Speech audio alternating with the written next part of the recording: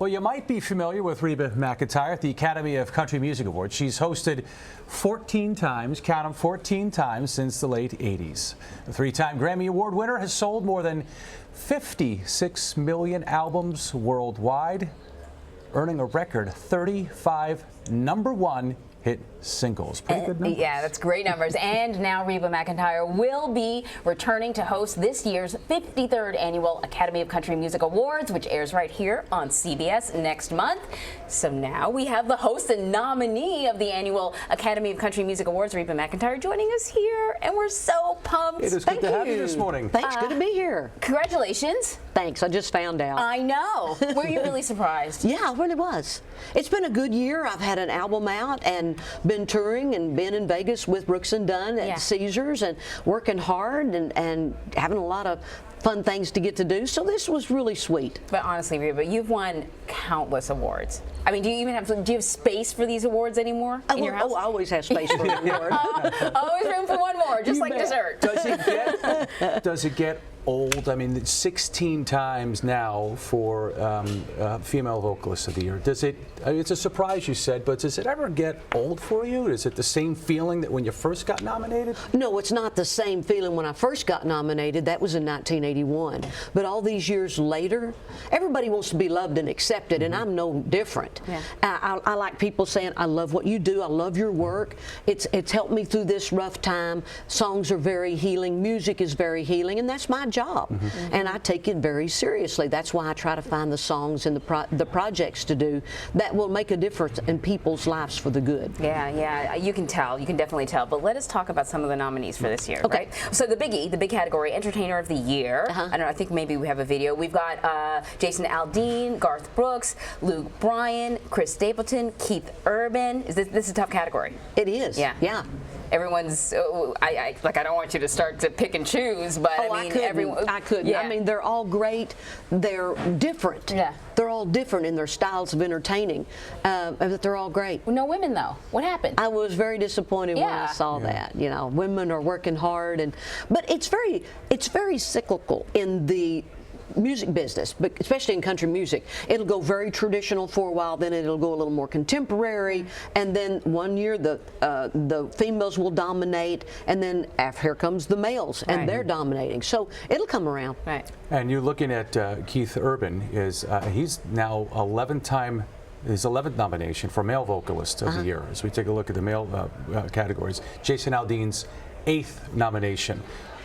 What is it about, and you can speak to this for yourself, but what is it about these artists that continue to get nominated over and over again? Is it reinventing the music? Is it just putting out there what they know their fans want to hear? Yes, all the above. Everything. Working a little bit hard, of everything, yeah. Being really working hard. Keith, for example, is a very hard-working guy. He really has a great relationship with his fans. Garth Brooks, a hard-working man. Yeah. I mean, he'll put on a show, sell out. He'll put on another one and do 2 shows a day, which I haven't done since a long time ago. But he's a hard-working. All of them are. Yeah. And I really do applaud them for all the things that they do for our country music business. You mentioned that country music, it can be kind of cyclical at times, that sometimes it's more traditional and sometimes not. You know, every once in a while you see a hip-hop artist up on stage. Where are we now in country music? I think we're in a transition. I think it's fixing to go back to more country. I think it's been the good old boy type situation songs, you know, in the tractor and the truck and stuff. Right. And I think we're going to go back to more solid traditional country music. Interesting. And I'll be a big, huge fan and advocate of that. I bet you would. Is it more getting back to the roots then? Do you not like where it's gone, or do you want to see it come back to more of its traditional roots? I can't say I don't like where it's been, but I think I'm going to like better where it's going.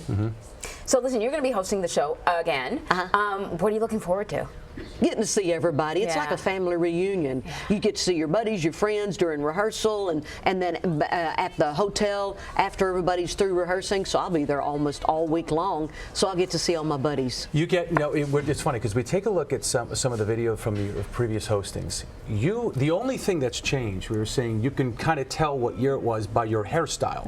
But that's it. Everything else else stays the same. There was one clip of Kix and Ronnie and myself, and we were standing there talking, and my hair was real short, and so was Ronnie's.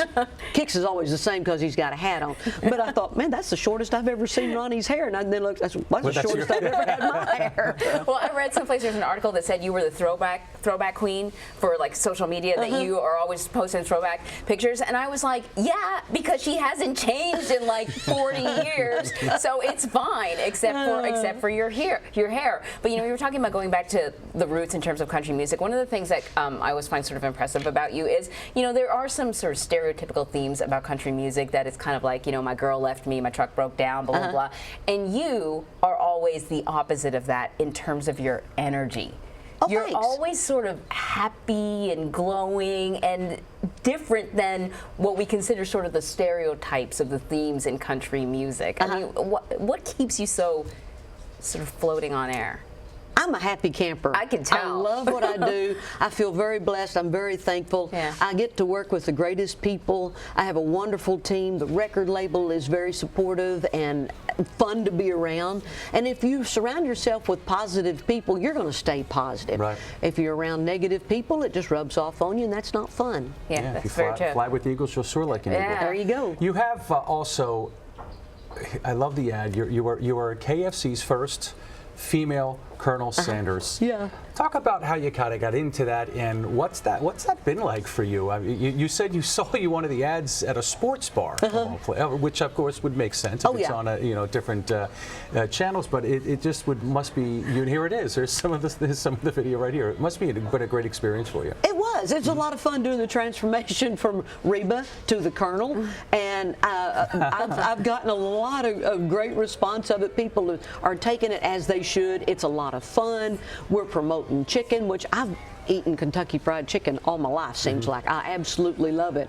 And it reminds me of Mother's Day and 4th of July, Americana. Right. And I'm a girl from Oklahoma, live in Tennessee now, and that just fit right into my lane. I absolutely love KFC. What was it like when they finished the whole transformation and you looked in the mirror at yourself?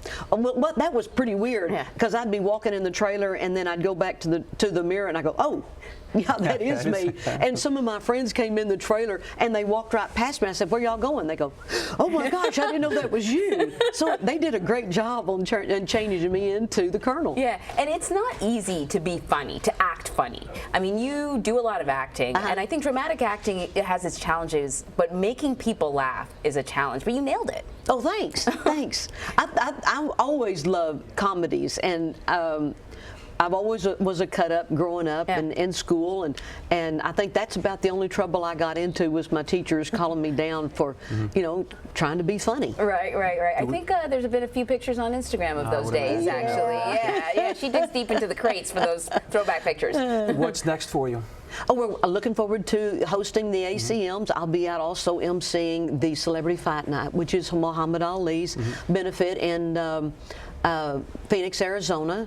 We're trying to find a cure for Parkinson's, and then going back to Las Vegas, doing our residency at Caesars with Brooks and Dunn. That's always a lot of fun. Reba, will you take a break? When's vacation? I was going to say, you should do a little more. You're obviously taking a lot of time off. Reba McEntire, thank you so much. It's so good to have you with us here this morning. Thank you so much. Thanks. And you can watch Reba host the 53rd Academy of Country Music Awards Sunday, April 15th at 7 Central, right here on CBS.